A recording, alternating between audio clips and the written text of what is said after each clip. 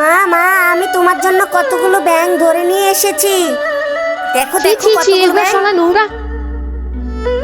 ওকে নিয়ে আর পারলাম না, ও যত সব এগুলা কি করে, ছি ছি। এই মেয়ে, তুই কোথা থেকে এগুলো আনছিস? গন্ধ, কি দুর্গন্ধ! কোথায় থেকে এগুলো এনেছিস? মা মা, আমি এগুলো অনেক কষ্ট করে এনেছি। ছি ছি ছি, এগুলো ফালা। বাবা এগুলো নোংরা নোংরা বলে ফেলে দিল। এগুলো যে কত খেতে মজা, বাবা যদি জানতো এগুলো ফেলতো না। আমি আজকে কেটে রান্না করে খুব সুন্দর করে এগুলো পরিবেশন করে বাবার কাছে দিব। বাবারা খেয়ে অনেক মজা পাবে। মাও এগুলো বুঝতে পারলো না এগুলো যে কত খেতে মজা। আজকে আমি বাবা মাকে একসাথে এগুলো ভালো করে তেল লবণ একদম ভাজা ভাজা করে মশলা দিয়ে রেঁধে দেব। মা বাবা এত মজা করে খাবে, বুঝতেই পারবে না এগুলো যে ব্যাঙ ছিল।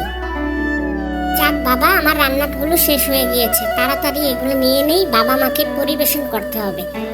বাবা বাবা, নেও নেও, হয়ে গিয়েছে আমার রান্না। এতক্ষণ লাগে তো রান্না করতে? এত সময় ধরে কি করেছিস?